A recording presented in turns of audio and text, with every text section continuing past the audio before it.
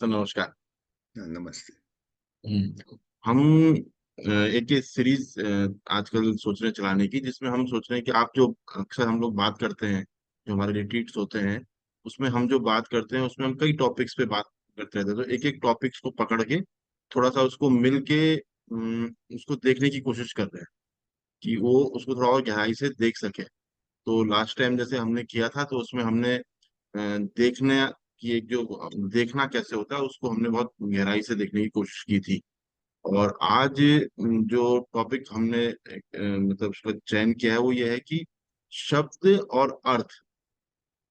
इसके लेके आप अक्सर हमारे रिट्रीट में बात होती है, आप भी कहते हैं और हमारे जो प्रतिभागी होते हैं उनकी तरफ से भी इसमें विचार आते हैं। तो इसको हम सोच रहे थे कि इसको थोड़ा सा गहराई से देखते हैं कि ये इसमें इसका क्या, इसको देखना भी क्यों महत्वपूर्ण है। और इसको अगर नहीं देखते हैं तो क्या हम खोते हैं। तो शब्द और अर्थ को पहले तो मैं ये पूछना चाह रहा था आपसे, इससे पहले कि हम इस शब्द और अर्थ के सीधा इसमें जाएं, इससे पहले मैं ये पूछना चाह रहा था कि इसको देखना, मतलब इस तरीके से शब्द और अर्थ को देखना भी क्यों जरूरी है। इससे मतलब हमको हमारे जो जो लोग हमारे चैनल को देखते हैं, हमारे जो प्रतिभागी हैं रिट्रीट्स में, वो इस तरफ क्यों ध्यान दें, क्यों सोचें इस तरफ। ये मेरा पहला प्रश्न है कि क्यों इम्पोर्टेंट है शब्द और अर्थ को देखना।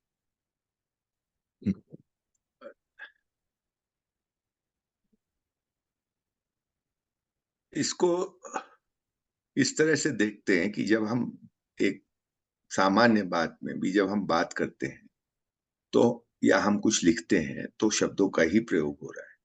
मैं एकदम साधारण बात करूंगा, क्योंकि ये मैं कोई शास्त्रीय बात नहीं करूंगा। मेरे को पता भी नहीं है शास्त्रों का उतना ज्यादा, लेकिन मैं अपने अनुभव की बात करूं। हम लोग जब लिखते हैं, हम जब पढ़ते हैं, तो हम शब्दों में लिखते हैं, शब्दों में पढ़ते हैं, शब्दों में बात करते हैं, यानी सुनते हैं और बोलते हैं, शब्दों का इस्तेमाल करते हैं। अगर हम गूंगे या बहरे होते हैं तो हम साइन लैंग्वेज का इस्तेमाल करते हैं, पर अधिकतर सामान्य रूप से हम शब्दों का इस्तेमाल करते हैं। साइन लैंग्वेज में भी इंटरप्रिटेशन शब्दों का ही होता है। अब शब्द जो होते हैं, तो वो एक साउंड ही है ना। शब्द एक साउंड है, एक आवाज है। हाँ, और वो ऐसे भी शब्द आपको दुनिया भर के हैं जिनका कोई, आप कहेंगे इसका कोई अर्थ नहीं है। जैसे एक आप ड्रम ड्रम बजा रहे हैं आप, तो ड्रम से जो आवाज निकल रही है वो भी आवाज निकल रही है, लेकिन उसका कोई अर्थ नहीं है। या बच्चा कुछ चीखता चिल्लाता है या बोलता है अपनी तरह से, उसका कोई अर्थ हमको हमको नहीं समझ में आता वो क्या बोल रहा है। तो बहुत सारे शब्द, दुनिया भर के ऐसे शब्द हो सकते हैं, आवाजें हो सकती हैं जिसका कोई अर्थ नहीं। हम उन शब्दों की बात करें जिनका अर्थ है। तो जब हम बोलते हैं अर्थ है, तो इसको समझने की आवश्यकता है कि अर्थ का क्या अर्थ, शब्द, इस शब्द का अर्थ है और इस शब्द का अर्थ नहीं है। तो जब हम कहते हैं इस शब्द का अर्थ है, तो अर्थ का क्या माने है ये जरूरी हो जाता है समझना। अगर सभी शब्दों में ऐसा ही होता कि कोई भी ऐसा शब्द नहीं होता जिसका अर्थ है ही नहीं, ऐसी आवाजें जिस सब आवाज का कोई ना कोई अर्थ है, तो बात थोड़ी सी अलग, मतलब ये मैं एग्जाम्पल नहीं दे पाता। लेकिन अभी मैं एग्जाम्पल दे पा रहा हूं कि बहुत सारे शब्द हैं जिनका कोई अर्थ नहीं है, और बहुत सारे शब्द ऐसे हैं जिनका अर्थ है। शब्द से मेरी मतलब, मैं अभी सिर्फ इतना कह रहा हूं, कोई आवाज, कोई साउंड। तो बहुत सारे शब्द जिनका जो एक साउंड है, उनका अर्थ है। तो ये अर्थ क्या है ये समझना जरूरी है। तो संप्रेषणा कैसे हो रही है, लिख के हो रही है या बोल के हो रही है। में जो लिखने वाला या बोलने वाला है, उसके अंदर कोई ना कोई भाव, कोई ना कोई विचार, कोई ना कोई सत्य, कोई ऐसी चीज अंदर में है जिसको वो सुनने या पढ़ने वाले को ध्यान में रख करके एक शब्द देता है। वो शब्द जो है, वो सुनने वाला या पढ़ने वाला उसको सुनता है या आंखों से देखता है। उसके बाद उस इतना काफी नहीं है, उसको उसको इंटरप्रेट करना पड़ता है पुनः एक अर्थ में। इसको भी थोड़ा और खोल सकते हैं कि मान लो ऐसा कोई शब्द मैंने आपके सामने बोला, संस्कृत का कोई शब्द बोला, या तेलुगु का कोई शब्द बोला, या तमिल का कोई शब्द बोला, या फ्रेंच का कोई शब्द बोला, शब्द मैंने बोला, आपने उसको सुना, लेकिन वो आपके लिए अर्थहीन है, क्योंकि आप उसको इंटरप्रेट नहीं कर पा रहे हैं पुनः। शब्द तो आप सुन रहे हैं, शब्द तो आप पढ़ रहे हैं, लेकिन उसको इंटरप्रेट नहीं कर पा रहे हैं अर्थ में। तो इससे ये साफ होता है कि शब्द और अर्थ दो अलग-अलग वस्तुएं हैं। शब्द जो है वो तात्कालिक है, वो जो है सामयिक सत्य की श्रेणी में आएगा। वो एक तरह की इंफॉर्मेशन है कि ये शब्द जो है ये एक इंफॉर्मेशन है। आपको याद रखना पड़ता है कि ये शब्द जो है, मुझे बच्चे याद रखते हैं। बच्चे बड़े हो रहे हैं तो उनको बार बार माँ बाप एक कोई शब्द बोलते रहते हैं, उनको याद हो जाता है, फिर वो उस शब्द से का प्रयोग करने लगते हैं। तो शब्द को आपको याद रखना पड़ता है। और बिना शब्द जो है वो एक तरह की सूचना है, जिसको आपको सूचना को हमेशा ही आपको याद ही रखना पड़ता है। लेकिन जब वो शब्द आपके लिए रिवील होने लगता है, यानी उसका अर्थ आपको समझ में आने लगता है, तो आप उसको इंटरप्रेट करते हैं उस अर्थ में। अदरवाइज वो सिर्फ महज एक शब्द है, एक साउंड है। तो शब्द और अर्थ दो चीजें हैं, ये तो बिल्कुल साफ है।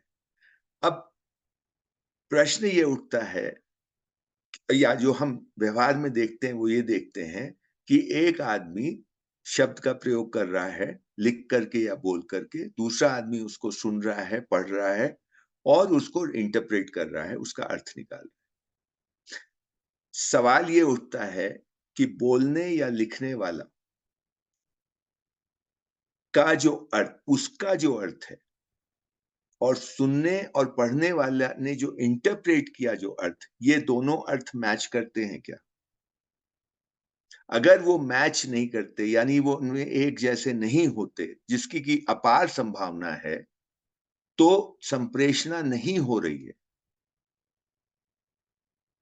और ये अक्सर होता है। इसको आप मैं इस मतलब ये यहीं छोड़ता हूं। ये आपको अपने एक्सपीरियंस को लगाना पड़ेगा यहाँ पे कि ऐसा कि मैं जो बोल रहा हूँ ये ठीक लग रहा है या नहीं ठीक लग रहा है। कि हम जो बोल रहे हैं, वो सुनने वाला जिस अर्थ में उसको इंटरप्रेट करता है, वो इंटरप्रिटेशन और मेरा अर्थ क्या हमेशा एक ही होता है? इसमें अब दो चीजें कर लें हम लोग, इसको भी दो हिस्सों में बांट लें समझ के स्तर पे। कि एक ऐसी वस्तुएं हैं जो भौतिक हैं, जो इंद्रिय सापेक्ष हैं, जो हमको इंद्रियों से हम उनको देख सकते हैं, सुन सकते हैं, वगैरह वगैरह। और एक ऐसी चख सकते हैं। और एक ऐसी वस्तुएं हैं जो इंद्रिय निरपेक्ष हैं, जो इंद्रियों से परे हैं। वो जो इंद्रियों से परे हैं, उन शब्दों को खास करके उनका जो अर्थ है, क्या वो एक ही होता है?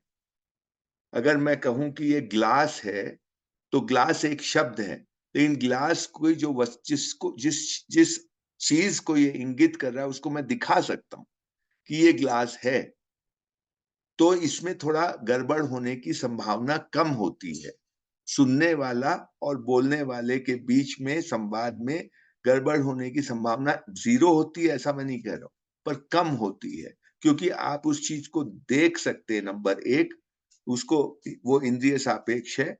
और आपने भी शायद उसका प्रयोग किया हुआ है, इसलिए आपको उसका अर्थ करीब करीब इसमें भी 100% है कि नहीं मुझे नहीं मालूम, मुझे नहीं लगता होता है। करीब करीब आप उसको वैसे ही लेते हैं जैसे मैं बोलता हूं या कोई बोलता है। लेकिन तो इसमें प्रॉब्लम ज्यादा नहीं होता है।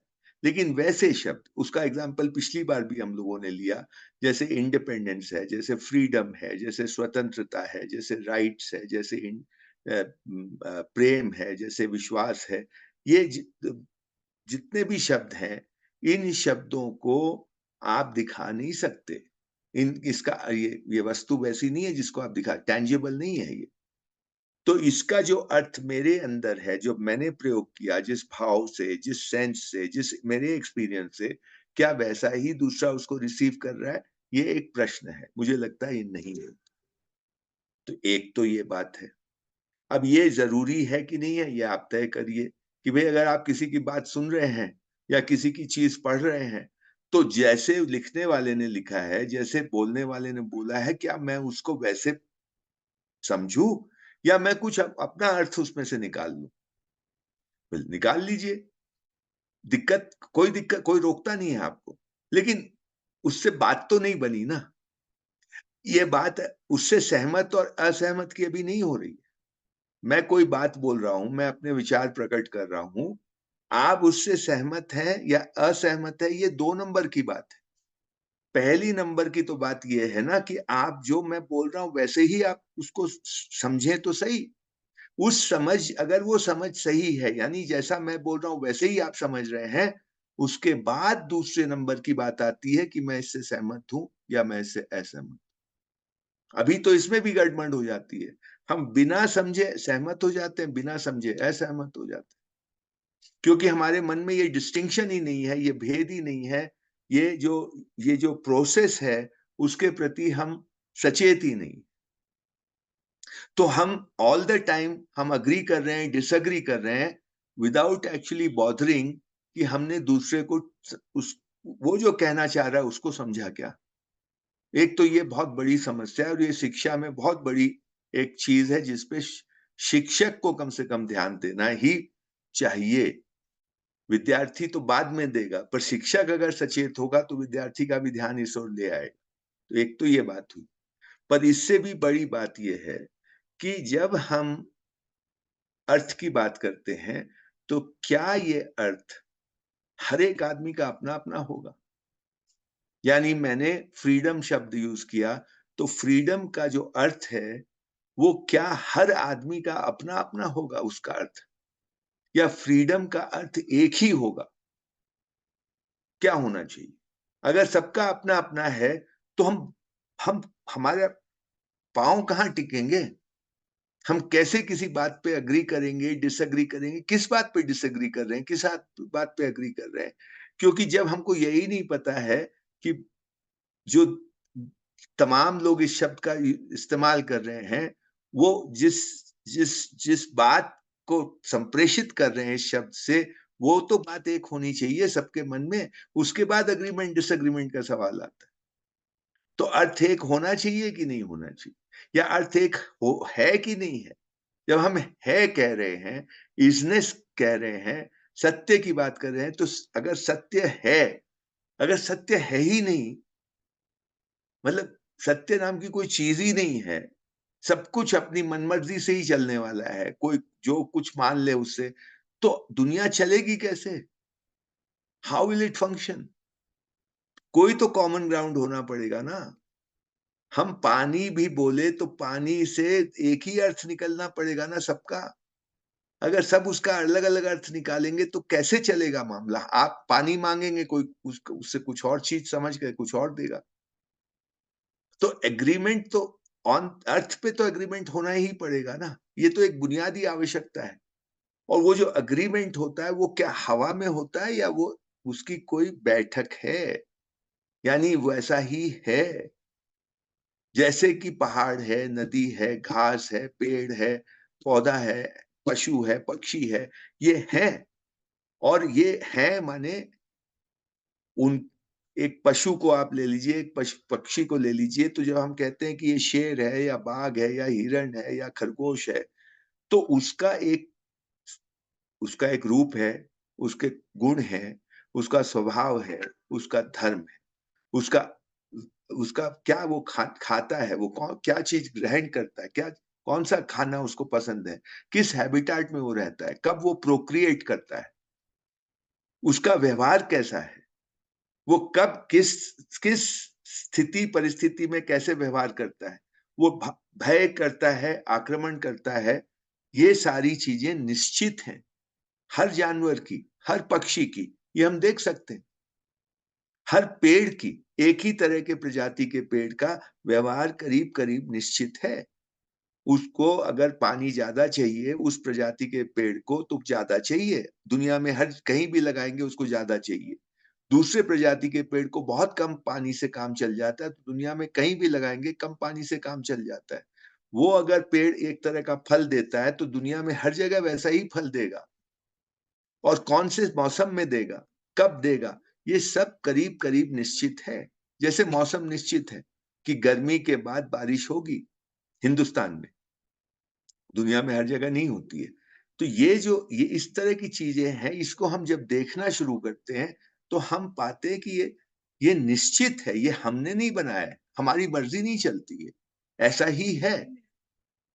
तो ये जो ऐसा ही है, ये सिर्फ टेंजिबल दुनिया में नहीं है, ये इंटेंजिबल दुनिया में भी ऐसा ही है। ये मुख्य बात है। ये सिर्फ जो भौतिक वस्तुएं हैं उसके साथ ऐसा नहीं है, जो अभौतिक वस्तुएं हैं उनके साथ भी ऐसा ही है। तो ये थोड़ा सा देखने की बात है। अगर ये, और यही जब हम इसको देखते हैं कि इस शब्द का ये अर्थ है, जब हमको रिवील होता है तो हमको ये पता चलता है ये ऐसा ही है, ये शेर ऐसा ही है, ये पानी ऐसा ही है, ये प्रेम नाम का जो शब्द है ये ऐसा ही है, ये सम्मान नाम का वस्तु ऐसी ही है। और हमको ये दिखाई देता है कि हाँ, हमने देख लिया, ये ऐसा ही है, इसमें कोई अब डाउट नहीं है। वो जो है वो सनातन है। वो जो अर्थ है, जब हमको वो रिवील होता है, जब हमको वो उसका दर्शन होता है उस अर्थ का, तो हमको ये दिखता है कि ये ऐसा ही है। और वो उसी को हम सत्य कह रहे हैं, उसी को हम सनातन कह रहे हैं कि वो बदलता नहीं है। अ, हम जो ये आपस में बात कर रहे हैं यहाँ पे, उसमें मतलब मैं स्पष्ट कर रहा हूँ कि हमारी ऐसी कोई तैयारी नहीं है। तो जो आप कह रहे हैं उससे मैं जो समझ रहा हूँ, मैं उसी पे रिएक्ट करने की कोशिश कर रहा हूँ। तो जो आप, क्योंकि कोई प्रश्न ऐसे तैयार नहीं है पहले से, इसलिए कह रहा हूँ मेरे पास।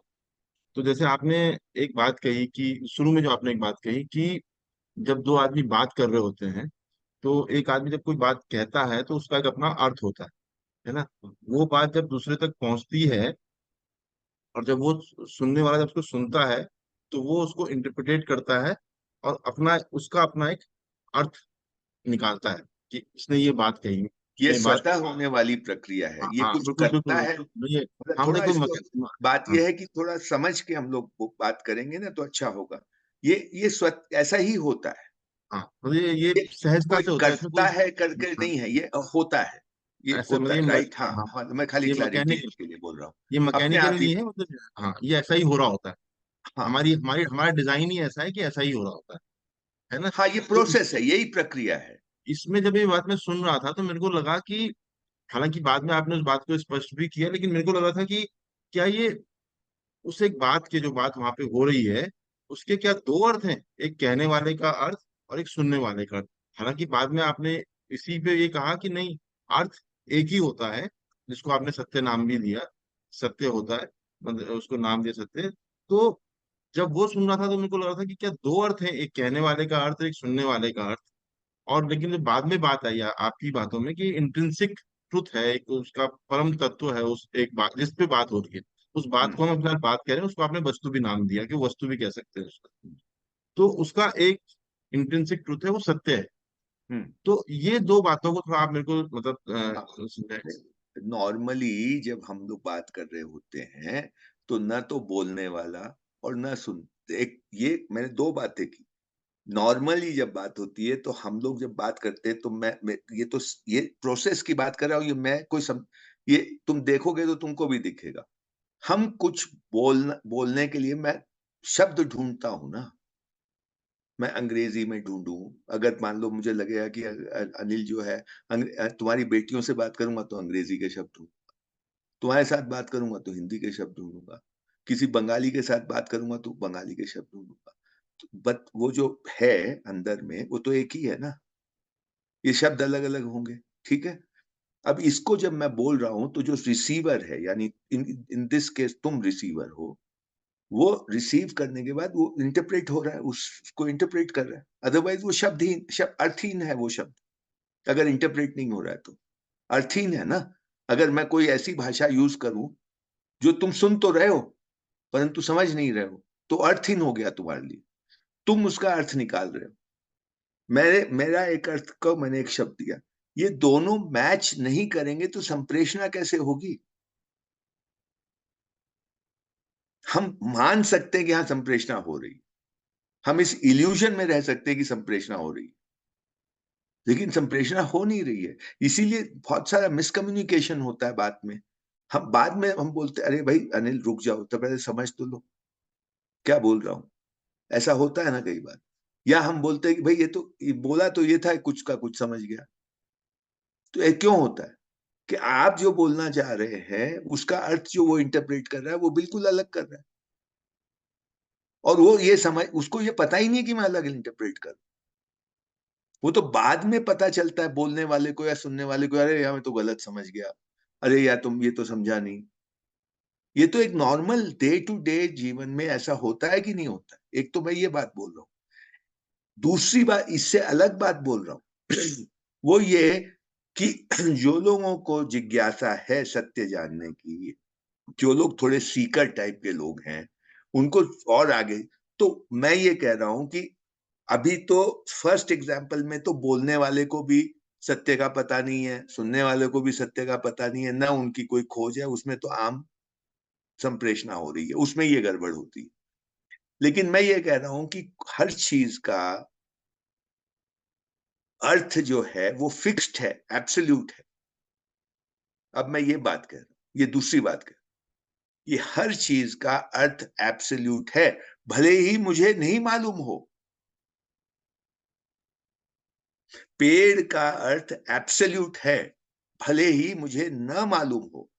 न मालूम होते हुए भी मैं कहने को मैं पूरे विश्वास के साथ कहता हूं कि मुझे पेड़ का या XYZ का अर्थ नहीं मालूम होते हुए भी मैं ये पूरे विश्वास के साथ कहता हूं कि उसका अर्थ जब मुझे रिवील होगा तो एब्सोल्यूट ही रिवील हो। जैसे ये वैसी ही बात है जैसे मैं ये पूरे विश्वास के साथ कहूं कि डेथ की सर्टेनिटी है, मृत्यु की सर्टेनिटी है, पर मृत्यु कब आएगी इसकी कोई सर्टेनिटी, ये पूरी अनसर्टन है। तो अनसर्टन होते हुए भी मुझे मालूम है कि वो आएगी। ये ये है ना एक चीज कि आपको पता नहीं है कि कब वो आएगी, लेकिन ये पता है कि आएगी। बिल्कुल। ठीक, करीब करीब वैसे ही अर्थ मुझे नहीं पता इसका एब्सोल्यूट अर्थ क्या है, इसका सत्य क्या है, इस अर्थ का एब्सोल्यूट अर्थ क्या है, यानी परंतु फिर भी मुझे मालूम है कि है। ये अगर मैं इस पे खड़ा हो जाऊं तो मैं उसको देखने के काबिल बन जाता, मेरे लिए वो रास्ता खुल जाता है कि मैं उसको देख लूंगा कोई ना कोई दिन। अगर मैं इसके प्रति सचेत भी नहीं हूं, मैं ये मान के चल रहा हूं कि नहीं ऐसा, मतलब इसके प्रति ये पूरा इशू ही नहीं है मेरे लिए, तो मैं कुछ भी मान के चल रहा हूं और मेरी चल रही है जिंदगी, कुछ भी मान के चल रहा हूं। प्रेम को सेक्स मान के चल सकता हूं, चल रही है जिंदगी। विश्वास को कुछ और मान के चल रहा हूं, सम्मान को पैर छूना मान के चल रहा हूं, और ऐसे चल रही है ना जिंदगी। पर सम्मान को पैर छूना, आपकी बड़ाई कर देना, इसको हम सम्मान मान रहे हैं, आज मान ही रहे हैं इसको। लोग जो रिसीव कर रहा है वो भी खुश हो रहा है, और जो नाटक कर रहा है वो भी सोचता है कि हाँ मैंने दे दिया, कर दिया ना सम्मान, पाँव तो छू लिया, उसकी बड़ाई भी कर दी, और ये औपचारिकता में ये हो ही रहा है ना। और ऐसे चल ही रही है दुनिया। वो कैसी दुनिया चल रही है वो एक अलग सवाल है, पर ऐसे चल रहा है कि नहीं। सम्मान को 90% लोग औपचारिकता ही मान रहे हैं, both giver and the receiver. पर इज दैट वो सम्मान है क्या? वो जो सम्मान है, ये वाला जो सम्मान है करने वाला व्यवहार में, कि भाई हाथ जोड़ दिया, पांव छू लिए, मुस्कुरा दिए, बड़ाई कर दी, ये इसका तो कोई ठोर ही नहीं है। कोई कुछ करेगा, कोई कुछ करेगा, कोई कुछ करेगा, कोई कुछ करेगा। लेकिन मैं ये कह रहा हूं कि ये तो कोई चीज से जनित है ना। सम्मान तो ये तो प्रदर्शन है उसका, जो सही भी हो सकता है, ये तो शब्द जैसी चीज है। सम्मान जो है वो तो इंटेंजिबल है, वो वो जो है वो फिक्स्ड है, वो एब्सोल्यूट है, वो कभी बदलता नहीं है। लेकिन इसकी तरफ हमारा ध्यान ही नहीं है आज के दिन। तो हमारा ध्यान तो इसी पे है कि उसने सम्मान दिया क्या? दिया, देने का मतलब है प्रदर्शन किया क्या? तो प्रदर्शन को हमने सम्मान माना हुआ है। ऐसे चल रही है दुनिया। हम यहां जो कहा जा रहा है वो ये है कि ये करना, बोलना, लिखना, ये सब कुछ जो है ये कर्मेंद्रियों से होने वाली चीजें हैं। आप लिखते हैं, हाथ से लिखते हैं, आप बोलते हैं, मुंह से बोलते हैं, है ना? ये तो सब बाहरी चीजें है ना, प्रक्षेपण है। इसके पहले कुछ हो रहा है ना, वो जो है वहां पे जो इंटेंजिबल है। ये प्रॉब्लम तो यही आ रहा है कि अर्थ को जाने बिना हम शब्द दे रहे हैं, अर्थ को जाने बिना हम कर्म किए जा रहे हैं, और ऐसे चल रहा है। और यही प्रॉब्लम खड़ा है, सारी दुनिया का प्रॉब्लम ही यहीं पे है कि उस तरफ ध्यान ही नहीं है। कहाँ ध्यान नहीं है? सत्य की ओर ध्यान ही नहीं है, क्योंकि हमारा ये कॉग्निजेंस में भी नहीं है कि ऐसी कोई चीज होती है। माने ये भी है भी, कोई अर्थ नाम की वस्तु भी है, पहले तो यही नहीं पता। फिर अर्थ एब्सोल्यूट होता है, ये भी नहीं पता। अभी तो शब्द ही प्रधान जीवन चल रहा है। नागराज जी कहते थे हमारे बुद्धिजीवी लोग नहीं है, ये शब्दजीवी लोग हैं। शब्द में ही सब कुछ हो रहा है, इशारों में ही सब कुछ हो रहा है, करके ही सब कुछ हो रहा है। तो करके नाटक भी हो रहा है, ढोंग भी हो रहा है, शब्दों से भी ढोंग हो रहा है, खोखले शब्दों का भी प्रयोग हो रहा है। चल रही है दुनिया, और इसी से सक्सेस और फेलियर भी हो रहा है। सक्सेसफुल आदमी भी ढोंग कर रहा है, और जो फेलियर है वो सोचता है मेरे को ढोंग करना नहीं आता, तो और ढोंग करने की और प्रयास करता है कि मैं अच्छा, और मेरे को ठीक से ढोंग करना नहीं आया, ठीक से ढोंग करना सीखना। आजकल के बच्चों के साथ यही हो रहा है। आ, तुम देख लो, सब जगह यही हो रहा है। वो कपड़ों में ढोंग कर रहे हैं, मैनर्स में ढोंग कर रहे हैं, भाषा में ढोंग कर रहे हैं। माने ऑथेंटिसिटी करके कोई चीज ही नहीं है जीवन में। वो वो इशू ही नहीं रह गया। तो जो सरन साहब की किताब में आप पढ़ेंगे कि एक्सपीरियंस की बात ही नहीं रह गई है, ये सब आउटवर्ड हो गया। वो जो रेचेडनेस बोलते हैं, हम अपने खुद के अनुभव से कितने विलग हो गए हैं, कितने दूर हो गए हैं। एक्सपीरियंस क्या है? एक्सपीरियंस तो इंटेंजिबल क्षेत्र की चीज है। आपको अंदर क्या हो रहा है? आप तो सब पूरा का पूरा बाहर ही कर रहे हैं, शब्द बाहर हैं, एक्शन बाहर हैं, ये सब बाहर है। उसी पे फोकस है, उसी से आप मूल्यांकन कर रहे हैं कि हाँ इसने पांव छू दिया, इसने सम्मान कर लिया। कभी कभी आपको लगता नहीं यार ये ढोंग कर रहा है, तब आपको बुरा लगता है। पर 90% तो पांव छू दिया तो हो गया, काम हो गया। और दोनों तरफ से, मतलब ये कहीं कोई डिस्टरबेंस भी नहीं है कि ये कुछ गड़बड़ हो रहा है, ये भी नहीं है। चल रहा है ना, क्योंकि काम चल रहा है। उसमें मुझे वो काम बात चला हुआ। हाँ। उसमें वो बात मुझे जब जब भी इस तरह की बात हम लोग करते हैं तो मेरे को वो क्लोरोफॉर्म वाला जो कोटेशन है ना, वो हम्म। मुझे हमेशा मतलब वो की पॉइंट लगता है कि एब्सोल्युटली। एक तरह की जैसे बेहोशी सी बेहोशी। है। हाँ। बिल्कुल मदहोशी सी है कि, और क्योंकि उसमें सब कुछ चल भी रहा है, चल रहा है। और क्योंकि वो एज अ नॉर्मल डिफाइन भी है। अगर आप हाँ। उससे बाहर जाएंगे तो आप अब नॉर्मल दिखेंगे हाँ ना। बिल्कुल। आपको बिल्कुल, आप हाँ उससे बाहर जाते ही आप एक जैसे कोई सोर थंब की तरह निकलने दिखने लगेंगे।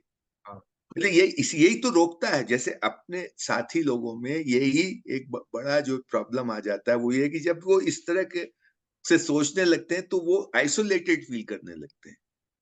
वो अपने को अलग फील करने लगते हैं कि यार हम तो ये थोड़े वो हो गए, हमारे संबंधों में प्रॉब्लम आ गया।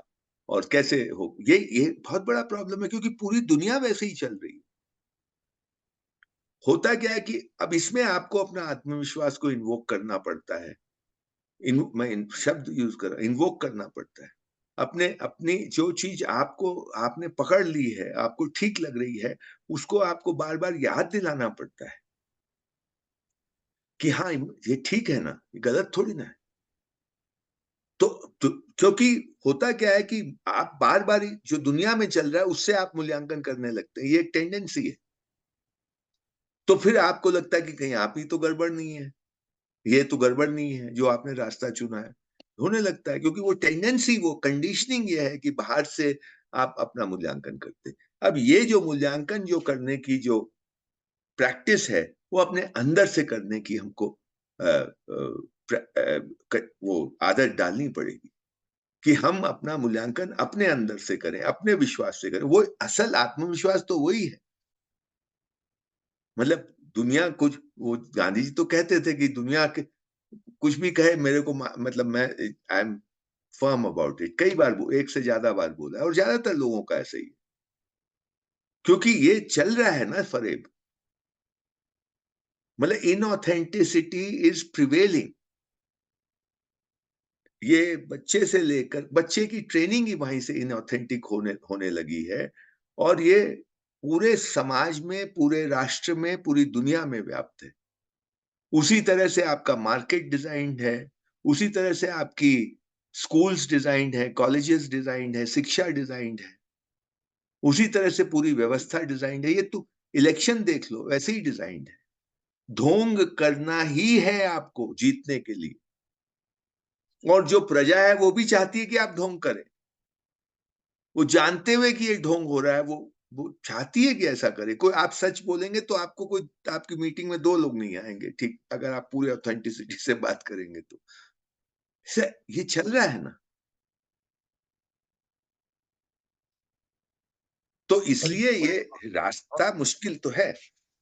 और आप जो कह रहे हैं, मैं तो देख रहा हूँ कि ये जो जिसको आप ढोंग नाम दे रहे हैं, इसको करने की तो ट्रेनिंग भी दी जा रही है ना, जो पर्सनैलिटी डेवलपमेंट के नाम पे वही जो है, हो रहा है, वो बिल्कुल। पूरा का पूरा यही तो है कि हाँ। आप कुछ भी हो। हम्म। आप कुछ भी, अभी मैं परसों अपने किसी एक मित्र से बात कर रहा था, तो उसमें यही आ रहा था कि हम बच्चों को ये मतलब ये होना सिखाते हैं कि वो अच्छे से अपने आप को प्रेजेंट करें, वो 4 लोगों के सामने अपनी बात रख सकें। हम्म। जब वो ये बात कह रही थी तो उस समय मेरे मन में यही चल रहा था कि अल्टीमेटली आप दिखाना ही सिखा रहे हो। वही वही और वही वही दिखा रहे हैं। उसके, हाँ, और वो पर्सनल उसको ये भी नहीं डेवलपमेंट। भले सी ईमानदारी जो शब्द है ना, ये ईमानदारी शब्द ये नहीं है कि मैंने तुमसे 10 रुपया लिया और 10 रुपया बिना झूठ बोले, बिना उसमें लाग लपेट लगाए वापस कर दिया। ये भी ईमानदारी है, लेकिन ईमानदारी बहुत बड़ी चीज है, बहुत बड़ी चीज है। ये तो हम भूल ही गए हैं। मतलब आप बच्चों को ये सिखाएं कि ईमानदारी से बात करो, ईमानदारी से पेश आओ ना। तुम पेश ऐसे आओ कि दूसरे को इम्प्रेस कर लो। ये दूसरे को सिख लगे कि आप ईमानदार हो। हाँ, हाँ, अच्छा, वापस उसमें मैं शब्द अर्थ वाली बात में आता हूँ। हाँ। उसमें एक एक और बात भी है जो आपने शुरू में भी कही थी कि आज जो आप अभी कह भी रहे हैं उससे जुड़ती हुई बात कह रहे हैं कि जो शब्द है उस पे अर्थ आरोपित भी होते हैं हाँ। विभिन्न माध्यमों से। उसमें हम जिसकी बात कर रहे हैं, हम क्यों ये शब्द और अर्थ की बात कर रहे हैं, हम इसलिए शायद ये शब्द और अर्थ की बात कर रहे हैं क्योंकि हम सत्य को देखना चाहते हैं कि हम्म। जैसा वो है उसको वैसा देखने का प्रयास कर रहे हैं। लेकिन जो आज का संसार है, उसमें क्या है कि एक शब्द है और उसमें कई सारे अर्थ आरोपित है। और जो हमने शुरू में बात कही थी, तो क्या होता है कि मैं एक आरोपित अर्थ से उस शब्द का प्रयोग करता हूँ, आप दूसरे आरोपित अर्थ से उसको समझते हैं, तो कम्युनिकेशन नहीं हो पाता। फिर जितना भी ये मतलब दुनिया में जो भी गड़बड़ हमको दिखती है, मुझे लगता है उसके मूल में कहीं ना कहीं यही है। हाँ, है जैसे ना। एक, हाँ हाँ, जैसे एक शब्द हम उसको थोड़ा देखते हैं। जैसे एक शब्द है फ्रीडम, हम्म। इंग्लिश का शब्द है, उसको मैं हिंदी का जानबूझ के इस्तेमाल नहीं कर रहा हूँ। फ्रीडम एक शब्द है, बहुत बड़ा शब्द है आज की डेट में। हर किसी को फ्रीडम चाहिए, हमारे मतलब आपके फ्रीडम चाहता ही है। बड़ी बड़ी संस्थाएं उसका इस्तेमाल करती हैं, और एक बहुत बड़ा ये मानव मूल्य बन गया है कि भाई ये तो होना ही चाहिए, ये तो एक बेसिक नीड है आदमी की। रोटी कपड़ा मकान से पहले आदमी को स्वतंत्रता का उसको होना, उसको फ्रीडम होनी चाहिए उसको। तो अगर हम इस शब्द के माध्यम से अपने इस बातचीत को समझने की कोशिश करें, शब्द और अर्थ वाली बातचीत को समझने की कोशिश करें, उस पे थोड़ा मैं चाहता है कि आप कुछ कहें। कैसे, मतलब इस एक पर्टिकुलर शब्द का उदाहरण लेते हैं आज के संदर्भ में, और शब्द और अर्थ के संदर्भ यानी आरोपित का सबसे सबसे सटीक एग्जाम्पल है फैशन। शब्द सिर्फ ये ऐसे क्यों माने, कोई भी चीज जो बाहर हो रही है उसको हम, मतलब एक जो, उसको हम लोग अपने भाषा में कहते हैं गति और स्थिति।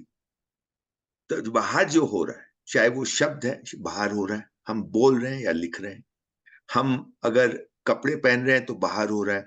हम किस लिए, सर्दी से बचने के लिए मैं कपड़ा पहनता हूं, पर पहनता जो पहनना है वो वो तो एक कोई ना कोई वस्तु है ना, दिखने वाली। ठीक है। तो फैशन की दुनिया है, और फैशन में सिर्फ कपड़ा नहीं है, फैशन की दुनिया में तमाम चीजें आती हैं। ये जो फैशन की दुनिया है, इसमें है फटी हुई जीन का एग्जाम्पल मुझे सबसे अच्छा लगता है। आपने फटी हुई जीन पे आरोपित हो गया है कि तमाम तरह ये जो पहनता है वो स्मार्ट है, ये जो पहनता है वो फैशनेबल है, ये जो पहनता है वो आधुनिक है, वगैरह वगैरह। ये आरोपित है या इंट्रिंसिक है? तो आपने वो फटी हुई जीन पहन ली और आप एक तरह का प्रदर्शन कर रहे हैं कि मैं, एक स्टेटमेंट है कि मैं ऐसा ऐसा ऐसा ऐसा हूं। ये एक एक्सट्रीम एग्जाम्पल है फटी हुई जीन का। आप एक हिंदुस्तानी लोग होटल में जाकर अंग्रेजी में बात करने लगते, जबकि जो वेटर है वो बेचारा अंग्रेजी बड़ी मुश्किल से समझता है, बोलता है। आपको भी हिंदी आती है, उसको भी आती है, आपको भी बंगला आती है, उसको भी बंगला आती है, आपको भी तमिल आती है, उसको, पर आप अंग्रेजी में बोल। ये क्योंकि आपने अंग्रेजी पे आरोपित किया हुआ है कि इससे, ये आरोपण क्या है कि आप डेवलप्ड हैं, आप एजुकेटेड हैं, आप मतलब स्मार्ट हैं, इत्यादि इत्यादि। ये आरोप, भाषा तो भाषा है, संप्रेषण का एक टूल है, परंतु आपने अंग्रेजी के ऊपर कुछ आरोपण हो गया जो हिंदी पे नहीं हुआ है, जो और घरवाली पे नहीं हुआ है। घरवाली पे कुछ और आरोपण हो गया कि घरवाली बोलने वाला बैकवर्ड है, अंग्रेजी बोलने वाला फॉरवर्ड है। ये आरोपित ही तो है, ये असल कहाँ है इसमें? तो ऐसे ही तो हर चीज ऐसी चल रही है ना। फ्रीडम शब्द से आरोपण क्या है? आरोपण यह है, फ्रीडम शब्द को किसी ने देखा ही नहीं है कि क्या है। फ्रीडम शब्द पे आरोपण है कि फ्रीडम का इस्तेमाल करने वाला ये मानता है, इस शब्द से उसका आशय होता है मेरी मर्जी का, जैसी मेरी मर्जी वैसा मैं जीऊं। ये मेरा ये फ्रीडम मुझे मिलना चाहिए, ये मेरा हक है, ये मेरा राइट है। मैं इसकी चाहना रखता हूं कि जैसा मैं मर्जी वैसा मैं जी सकूं। ये उस पे आरोपण है।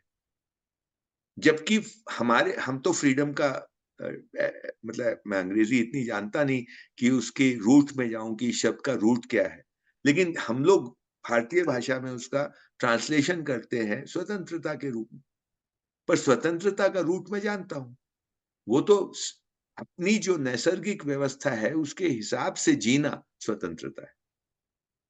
जो मैंने शुरू में बात की कि एक पेड़ है, एक पौधा है, एक शेर है, भालू है, उसका अपना रूप गुण स्वभाव धर्म है, निश्चित है। वैसे ही मनुष्य का भी अपना रूप गुण स्वभाव धर्म है, वो निश्चित है। अभी हम उसके ओर ध्यान नहीं दे रहे। जब आप अगर रूप गुण स्वभाव धर्म के अनुसार जब जीते हैं तो आप स्वतंत्र होते हैं, सीधी सी बात ये है। तो इसमें क्या आती है, इसमें क्या है, ये राइट नहीं है, ये रिस्पॉन्सिबिलिटी। आपकी रिस्पॉन्सिबिलिटी है कि आप उसके व्यवस्था को समझ करके अपनी व्यवस्था, और ये जो चारों तरफ पूरा संसार है उसकी व्यवस्था, उसको समझते हुए आप उसके अनुसार जीवन जिए, ये आपकी जिम्मेवारी है। वहां क्या है, अपनी मनमर्जी से जीऊं इसका मुझे अधिकार है। तो ये दो अलग अलग बातें हैं। तो फ्रीडम का तो आरोपण यही मुझे समझ में आता है कि आरोपित है, उस पर हो गया है कि मेरी मनमर्जी के हिसाब से जी। ऐसे हो गया। डेवलपमेंट शब्द एक बहुत अच्छा उदाहरण। डेवलपमेंट का क्या मतलब होता है? विकास। विकास का क्या मतलब होता है? कोई सब, मतलब ध्यान दे के, विकास का क्या मतलब होता है? मतलब मैं कई बार ये बात कह चुका हूं कि आप, जब मैं थोड़ा बहुत गांधी जी को 1000 2000 4000 पन्ने पढ़े होंगे, उन्होंने विकास शब्द का जब इस्तेमाल किया, उन्होंने आर्थिक विकास, शारीरिक विकास, मानसिक विकास, आध्यात्मिक विकास इस सेंस में यूज किया। इस सेंस में नहीं, ऐसा लिखा, मतलब विकास शब्द को अकेले कभी नहीं लिखा। आजकल तो हम धड़ल्ले से लिखते हैं ना, विकास, इस क्षेत्र का विकास नहीं हुआ, इसका विकास नहीं हुआ, ये लोग पिछड़े हैं, ये लोग विकसित हैं, हम लोग लिखते हैं। क्या मतलब है उसका? उसका मतलब यही है कि जो जिस तरह दुनिया चल रही है उसी लाइन में आगे जो है वो विकसित है, उसमें जो पीछे है वो पिछड़ा है। तो आप अगर मॉडर्न मेडिसिन का इस्तेमाल कर रहे हैं तो आप विकसित हैं। आप अगर जड़ी बूटियों का इस्तेमाल कर रहे हैं, अपने घरेलू उपचार कर रहे हैं, तो आप बैकवर्ड हैं। तो आरोपण हो गया ना। विकास शब्द का मूल तो यही है, ग्रोथ। तो इसमें ग्रोथ कहाँ है? आपने आरोपण कर दिया। ग्रोथ अगर है, ग्रोथ, विकास का मतलब ग्रोथ है, तो बच्चे से बड़ा हुआ, आदमी बन गया, तो उसका शारीरिक विकास हुआ, उसमें ग्रोथ हुई।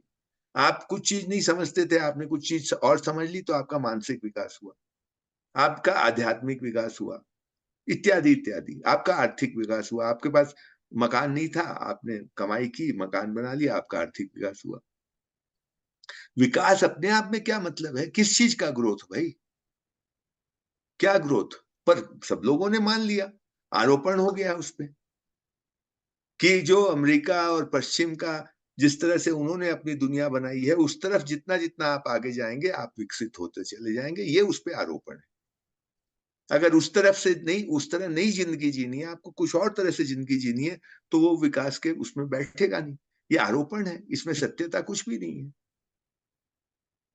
विकास की सत्यता तो ग्रोथ है,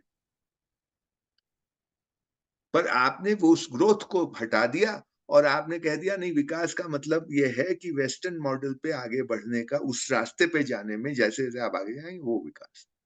मतलब ये आरोपण है, और ये किसी ने इसको डिफाइन नहीं किया आज तक। सब बात करने लगे, और ये बहुत रीसेंट है, ये पिछले 75 साल की बात है। ये ये जो ये जो आरोपण की हम बात कर रहे हैं, किसी शब्द पे जो आरोपण होता है, हम्म। इसको करने का जो दिमाग हमारा विकसित, मतलब अब जैसे हम आपने शुरू में मुझे एक टोका भी था कि ये करने से नहीं होता है। हम्म। हम ऐसे इस ऐसे माहौल में आ गए हैं, इस ऐसी दुनिया में आ गए हैं, जिस दुनिया में हम, क्योंकि सत्य की तो जानने की जिज्ञासा बची नहीं, मतलब बहुत कम बची है।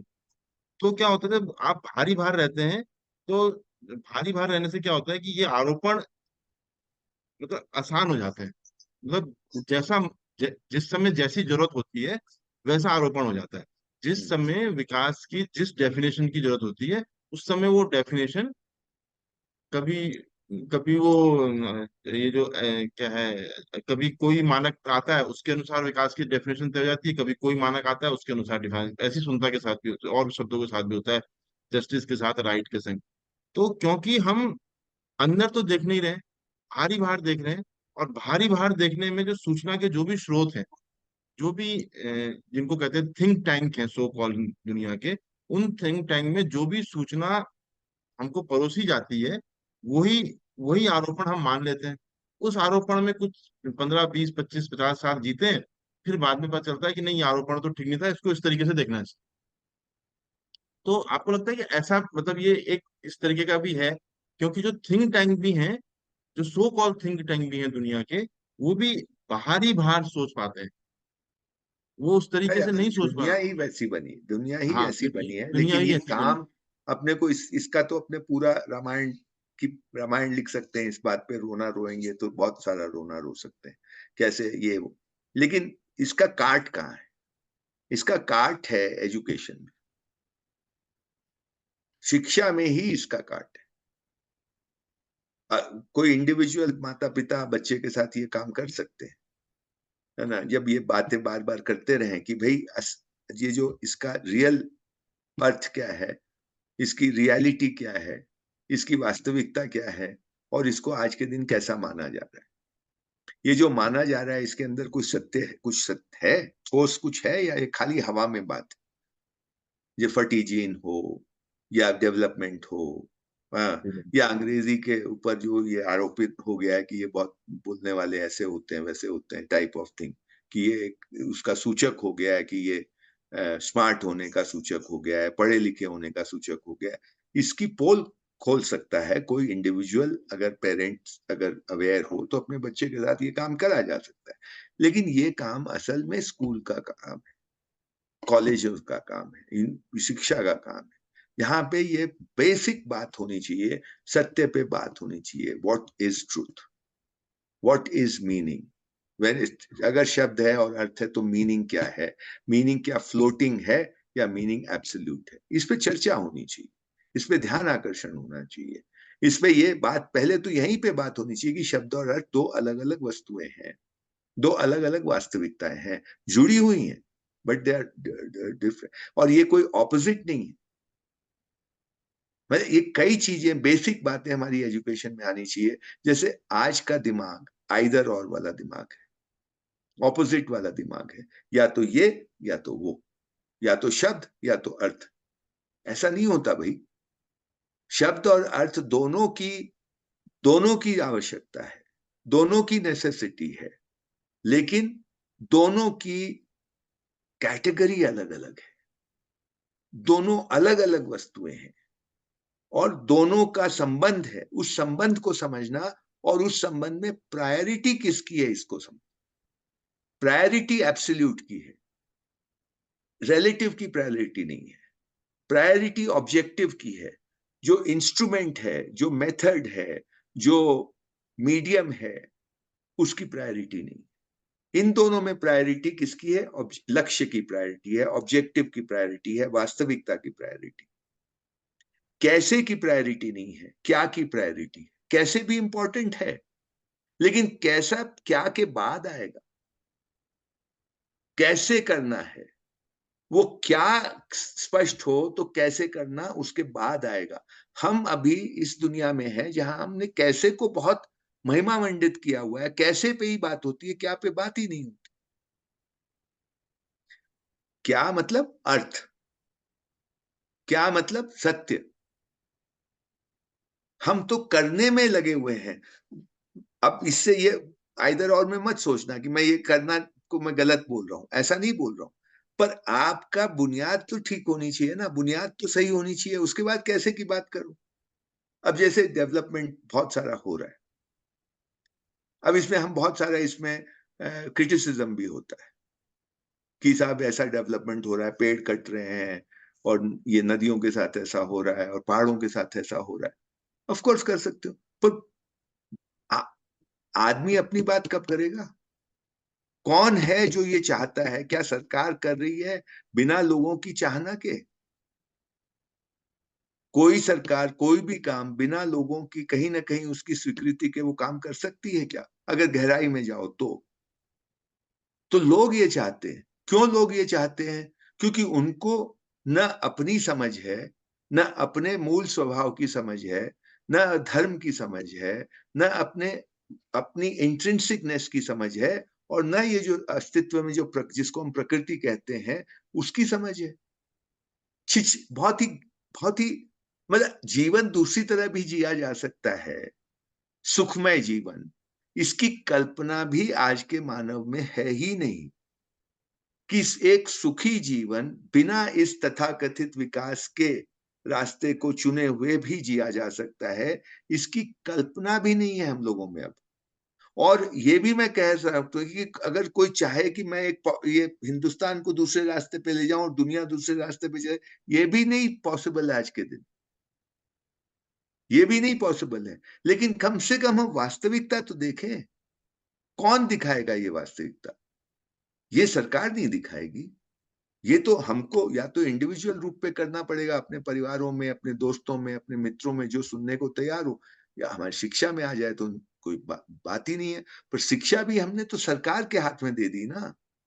शिक्षा भी सरकारी ही है, इवन प्राइवेट स्कूल्स भी सरकारी ही हैं। तो ये इंडिविजुअल एफर्ट्स हो सकते हैं, स्मॉल पॉकेट्स में, आउटसाइड ऑफ द सिस्टम। मतलब ये जो सरकारी सिस्टम है उससे अलग हटके आप छोटे ग्रुप में इनकी बातें कर सकते हैं। वहीं पे आज के दिन एजुकेशन संभव है। ये लार्जर सिस्टम में सही एजुकेशन संभव नहीं है। मैं उसमें किसी पर्टिकुलर सरकार को दोष नहीं दे रहा हूं। ये एक एक ऐसी व्यवस्था बन गई है, उसमें हम फंस गए। तो उसमें रह करके आप निकल जाएंगे, ऐसा मैं नहीं मानता। आप उससे स्टेप आउट करके अपनी छोटी छोटी स्पेसेस, जो कि बहुत पब्लिक आई में ना रहे, पब्लिक आई में आते ही फिर गड़बड़ शुरू हो जाए, बहुत साइलेंट काम किया जा सकता है, ऐसा मैं मानता हूं। ये कोई वो नहीं है कि क्रांति लाने का काम है, ये तो अंदर की क्रांति का काम, अपने अंदर की क्रांति का काम। ये अपने ये हो सकता है स्मॉल ग्रुप्स में, otherwise it is not possible. क्योंकि चारों तरफ से सूचना ही वैसे ही आ रही है ना। हम सब इसके, कोई भी जो हम लोग जिस इस तरह के काम करते हैं, वो भी अगर ईमानदारी से बात करेंगे तो अपने घरों में देखेंगे कि भाई हो रहा है ना प्रॉब्लम। बच्चे, क्या करोगे तुम, वो दूसरी तरफ सोचने लगे, क्योंकि उनकी ट्रेनिंग वैसी हुई है, उनका वातावरण वैसा ही है, उनके दोस्त मित्र वैसे ही हैं, उनका इकोसिस्टम वैसा ही है। उनसे बचना बहुत मुश्किल हो गया। इसलिए ये काम धीरे धीरे स्मॉल ग्रुप्स में छोटी छोटी स्पेसेस बना के ही हो सकता है। मैं इस बारे में कन्विंस्ड हूँ। या व्यक्तिगत रूप से हो सकता है, आपकी इच्छा, आपको कोई रोकता नहीं है, आप बिल्कुल इसमें आगे बढ़ सकते हैं, कोई रुकावट नहीं। अब खुद स्वयं, पर उसमें भी it is always good to have a support group, small group, जो लोग जिसके साथ तुम बैठ करके इन चीजों की चर्चा कर सको, जिसमें बहुत लाग लपेट ना हो, जिसमें कोई एक दूसरे को इम्प्रेस करने की बात ना हो, जिसमें हमको बहुत औपचारिकता निभाने की जरूरत नहीं हो। मतलब एक तो औपचारिकता होती है जिसमें, जिसको कहा जाता है कि भाई सबको अपना अपना रिस्पेक्ट देने की व्यवस्था, वो वहां तक तो ठीक है। लेकिन ये औपचारिकता बेमतलब का जो होता है वो नहीं हो, जहाँ पे आप खुल करके सहज रूप से बात कर सकें, अपनी बात रख सकें, बिना इसकी परवाह किए कि दूसरा क्या सोचेगा, दूसरा क्या बोलेगा।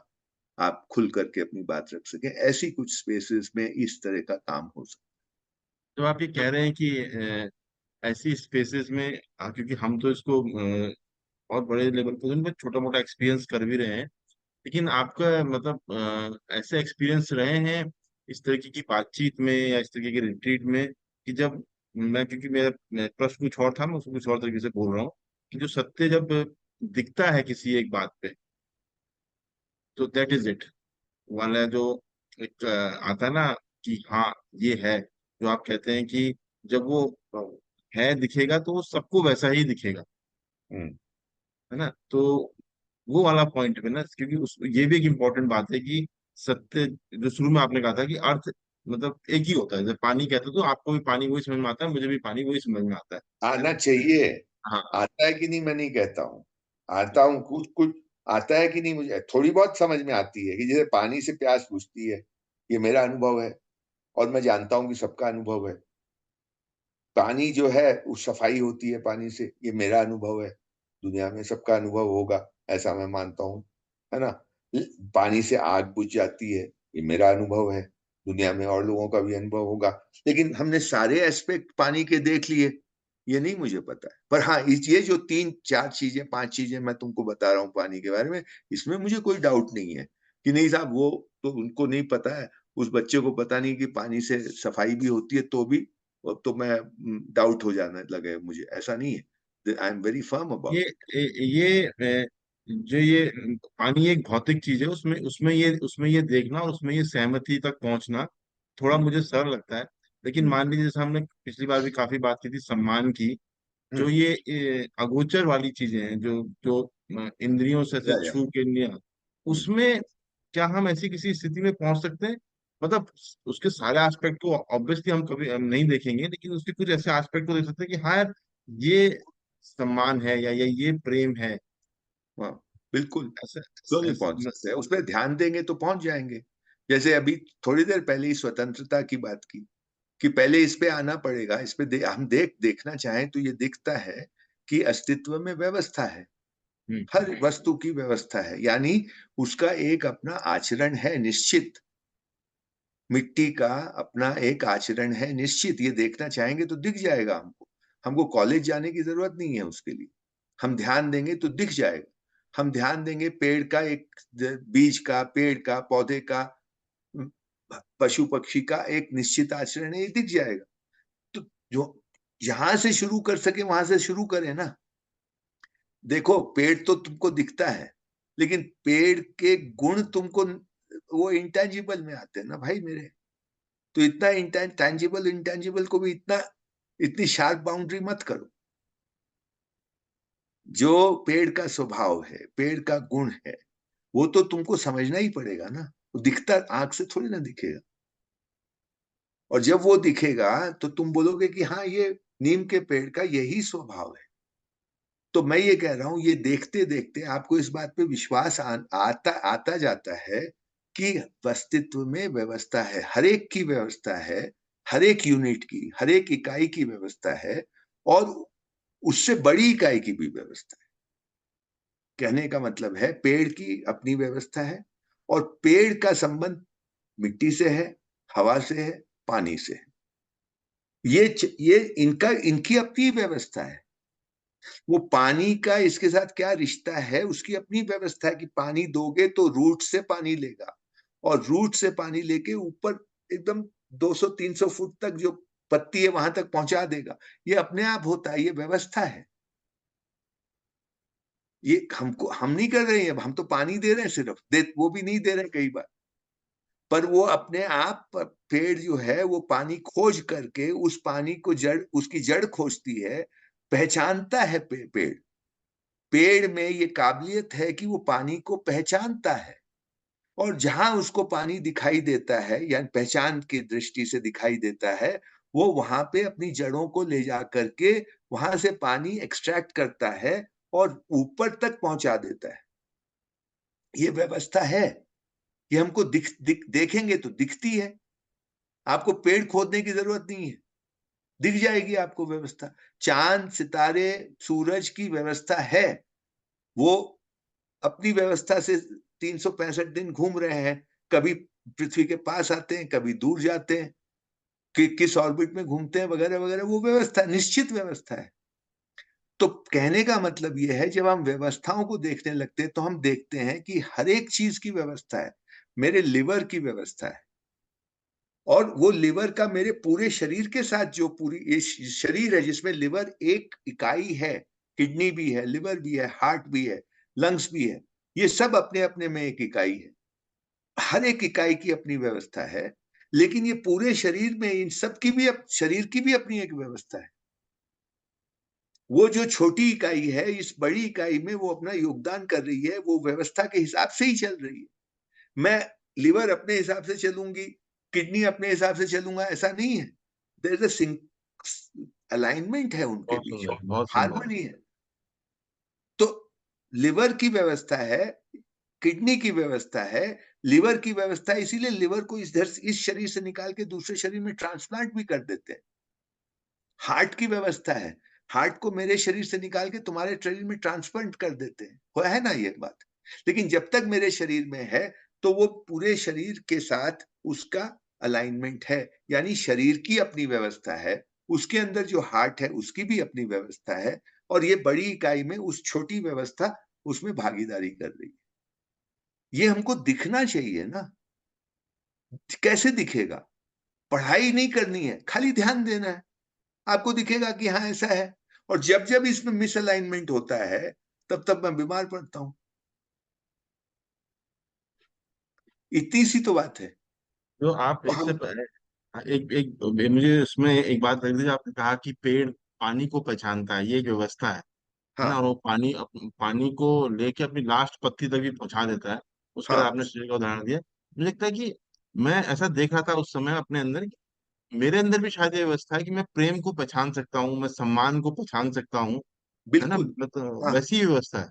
हाँ और उसके लिए फिर कोई बहुत, मतलब जिस समय वो होता है, जिस समय प्रेम हाँ होता है, हाँ अपनी बेटी से या अपनी पत्नी से या अपने माता पिता से हाँ या अपने किसी दोस्त से, और जब मुझे सम्मान मिलता है कहीं से भी, तो जो सही सम्मान जब मिलता है मुझे, शायद मेरी भी ये व्यवस्था है कि मैं उसे पहचान जाता हूँ। बिल्कुल। बस यही है कि उसको ध्यान नहीं देते। हाँ। तो होता क्या है कि सम्मान नहीं मिल रहा है, सम्मान का प्रदर्शन हो रहा है, उसमें भी हाँ खुश हो तो गया। ये आपकी ट्रेनिंग हो गई। प्रेम नहीं मिल रहा है, कुछ और मिल रहा है, उसको प्रेम समझ लिया। बिल्कुल बिल्कुल बिल्कुल। मतलब मान लो सेक्स को प्रेम समझ लिया, तो समझ लो, कोई कौन उसमें रोकने वाला है, परंतु वो प्रेम नहीं है। तो अब आपको क्या है कि वो व्यवस्था, आप में क्षमता तो है उसको पहचानने की, पर क्षमता से कुछ नहीं होता। आपको ये प्रयास करना पड़ेगा कि आप उस पर ध्यान दें। ध्यान किस बात का दें? कि भाई इस विश्वास के साथ ध्यान दें कि अगर प्रेम है तो सबके लिए एक जैसा है। नंबर एक, पानी है तो सबके लिए वो पानी का अर्थ एक जैसा है। प्रेम है तो सबके लिए प्रेम का अर्थ एक जैसा है। इस बात पे विश्वास करना होगा पहले। अब इस विश्वास के खूंटे पर से आप उस पर ध्यान देंगे तो आपको कुछ दिखेगा। फिर आप उसको एग्जामिन करेंगे, क्या ये सबके लिए ऐसा ही है? तो कभी आपको आंसर हाँ मिलेगा, कभी आपको आंसर ना मिलेगा। ना मिलेगा तो रिजेक्ट कर दीजिए, हाँ मिलेगा तो उसको रखिए और परतें खोलिए उसकी। हम गलत भी तो मान लेते हैं। ये जो आरोपण है, वो जो थोड़ी देर पहले बात हुई, वो यही तो, हमने गलत मान लिया। प्रेम को कुछ अलग गलत मान लिया, सम्मान को कुछ गलत मान लिया, विश्वास को कुछ और मान लिया। सबसे पहले विश्वास। ये जो बातें हो रही है, ये बातों को अगर आप समझ लेते हैं तो आप में विश्वास पैदा होता है स्वतः। स्वतः कि आप, वो ऐसी ही बात है कि मृत्यु है, ये आपको विश्वास है कि मृत्यु है, और मृत्यु अनिश्चित है, ये दूसरी बात है। और ये अनिश्चित और निश्चित साथ साथ है। समझ में आ गया? ये आपको विश्वास देता है। ठीक वैसे ही आप और चीजों में भी ध्यान देंगे तो आपको पता चलते जाएगा कि ये, आप आगे बढ़ते चले जाओगे। पर उसमें सबसे पहला खूंटा ये है कि हाँ, ये सत्य है, एक जैसा है, सबके लिए वैसा ही है। ये आपको यहां से शुरू, ये इस पे फिर डाउट नहीं चलेगा कि उसने ये कह दिया, किताब में ये लिखा हुआ है, फला में ये लिखा हुआ है, उसमें ये लिखा हुआ है। उससे नहीं चलेगा, लिखा होने दो, वो उसको मदद के लिए इस्तेमाल करो, लेकिन ये खूंटा तो, इसको कोई हटा नहीं सकता कि ये एक एब्सोल्यूट है, अर्थ एक ही है, सबके लिए एक ही होगा, सबके लिए एक ही है। समझने वाले अलग अलग समझते हैं, वो अलग बात। तो अगर ये है तो फिर आप उसको, आपके लिए एक रास्ता तय हो गया ना, आपको एक खूंटा मिल गया, आपको उसी तरफ जाना है। कि आपको जब दिखेगा तो आप जांच पाएंगे कि ये जो दिख रहा है मुझे, ये जो मैं फील कर रहा हूं कि ये प्रेम है, तो उसको किस आधार पर मैं जांचूं? आधार ये होगा कि मैं बोलूंगा कि हाँ, ये सब जब दिखेगा सबको ऐसा ही दिखेगा, ये मेरे अंदर से आवाज आ रही। अगर ये आवाज आ रही है तो आपको पता चल, खत्म बात। इसको देखा ही नहीं है अभी तक ना। ये बहुत मतलब इट्स सो क्लियर ना, पर ये कोई ने दिखाया नहीं तो हमको अजूबा लगता है। और तो जब ये ये दिखने, खूंटा है। हाँ जब ये दिखने लगेगा तो जो एक एक शब्द मुझे बहुत प्यारा लगता है, सहजता वाला, कि हाँ, हमारे अंदर सहजता भी आएगी। आएगी। आत्मविश्वास यही है। और आत्मविश्वास लीड, उसका दूसरा जो एस्पेक्ट है, जो अपने आप होता है, वो सहज होता है। जो आदमी अहंकार नहीं आत्म, आना चाहिए। हाँ, नो, जो इसमें अहंकार की बात ही नहीं, क्योंकि सबकी हाँ बात है, मेरी बात नहीं है। मेरी बात तो ये है कि भाई मुझे कंप्यूटर ठीक करना आता है, दूसरे को नहीं आता, है ना। और वो मुझे, मैं सिखाऊंगा तभी उसको आएगा, नहीं तो उसको जल्दी से नहीं आएगा, या उसको बहुत लंबा चौड़ा कोर्स करना पड़ेगा तब आएगा। हाँ, जो ये, जो स्पेशलाइजेशन में सारा अहंकार है कि मैं डॉक्टर हाँ, हूँ, मैं हाँ, वकील हूँ, हाँ, मैं हाँ, हाँ, इंजीनियर हूँ, हाँ, तो सब वो यही सब तो अहंकार है कि ये मुझे ही आता हाँ, बिल्कुल। ये है तो, ना। ये तो सबके लिए खुला हुआ है, ये तो ओपन स्कूल है भाई। हाँ। इसमें अहंकार की बात इसलिए नहीं आती, आ ही नहीं सकती। हाँ, सही सही। चलिए सर, बहुत अच्छी बात हो गई आज, हमने 1 घंटे से ऊपर बात कर ली। तो ठीक है। इसको यहीं पे कंक्लूड, यहीं पे थोड़ा सा समाप्त करते हैं, ठीक है सर, नमस्कार। ओके, नमस्कार, नमस्कार।